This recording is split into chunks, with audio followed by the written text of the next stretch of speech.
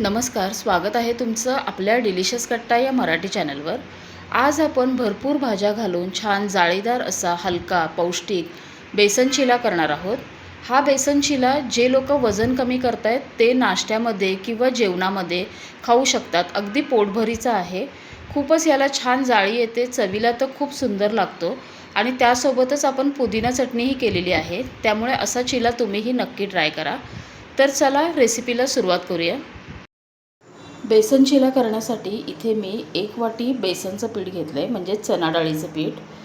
त्याच्यामध्ये घालायचं आहे त्याच वाटीने 1 पाव वाटी रवा।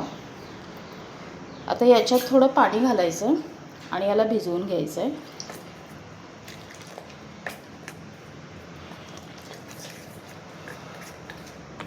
अशा गाठी व्यवस्थित मोडायच्या। एकदम पाणी घालायचं नाही, नाहीतर खूप गाठी होतात आणि मग ते गाठी मोडणं फार अवघड होतं। म्हणून थोडं थोडं पाणी घालून असं मिक्स करायचं। हे बघा,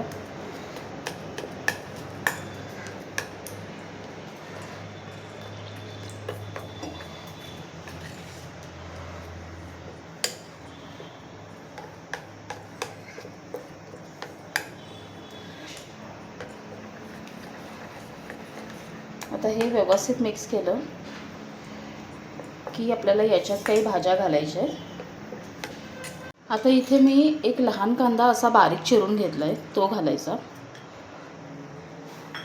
एक लहान सिमला मिरची घेतली आहे, ती घालायची। अर्ध गाजर असं किसून घेतलं आहे।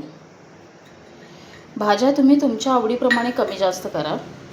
इथे 2 हिरवी मिरची बारीक चिरून घेतल्या आहेत, त्या घालायच्या। कोथिंबीर घालायची। आता याच्यात घालायची आहे एक लहान अर्धा चमचा हळद आणि एक लहान अर्धा चमचा मी काळी मिरीची पावडर घेतली आहे, ती घालायची। आता हे बघा, हे घट्ट झालं आहे।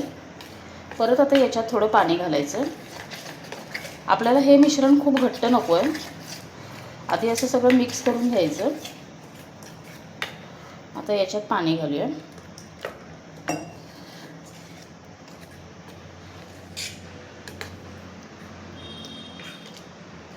हे बघा, आपण जसं आंबोळीला पीठ ठेवतो ना, तसं पीठ ठेवायचं। हे खूप घट्ट नाही करायचं। हे बघा, याच्यात घालायचं आहे चवीप्रमाणे मीठ आणि हे सगळं मिक्स करून एक 10 मिनिटं भिजण्यासाठी बाजूला ठेवून द्यायचं आहे। तोपर्यंत आपण याच्याबरोबर खाण्यासाठी पुदिन्याची चटणी करून घेऊया। पुदिन्याची चटणी करण्यासाठी इथे मी थोडा पुदिना घेतला आहे। जेवढा पुदिना घेतला आहे तेवढीच कोथिंबीर घालायची आहे। आता एक 2 हिरव्या मिरच्या घेतल्या आहेत, त्या घालायच्या। थोडासा आल्याचा तुकडा आणि एक 2 चमचे फुटाणा डाळ घेतली आहे, ती घालायची। एक लहान अर्धा चमचा चाट मसाला घालायचा। चाट मसाला नसेल तर लिंबूचा रस घाला आणि चवीप्रमाणे मीठ घालायचं। आता याच्यात थोडं पाणी घालून याला एकदम बारीक असं वाटून घ्यायचं आहे। आता इथे ही आपली पुदिना चटणी करून तयार आहे। बघा, खूप छान असा हिरवा रंग आला आहे। असा जर छान हिरवा रंग हवा असेल तर वाटताना बर्फाचं थंड पाणी घालायचं आणि हे मिक्सरमधून बारीक करून घ्यायचं। आता आपण बेसन चिला करायला सुरुवात करूया। आता आपण हे मिश्रण एक 10 मिनिटं बाजूला ठेवलं होतं। हे बघा, असं आपल्याला मिश्रण हवं आहे। खूपही घट्ट नाही, असं पातळ आपल्याला मिश्रण करायचं आहे। आता आपण लगेच तवा ठेवून याचं बेसन चिला करायला सुरुवात करूया। बाजूला तवा ठेवला आहे। तवा गरम झाला की त्याच्यात थोडं तेल घालून घ्यायचं। तेल व्यवस्थित सगळीकडे पसरायचं।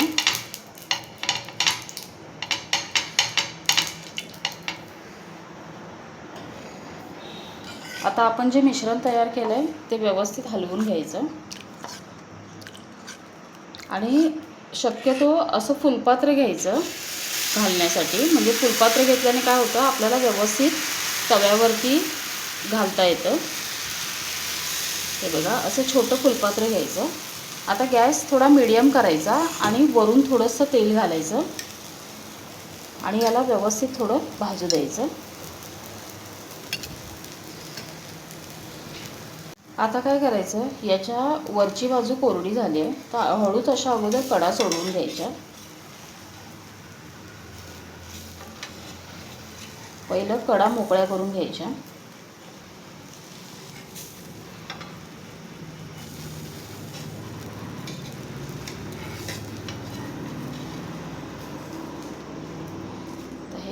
परतून घेऊया.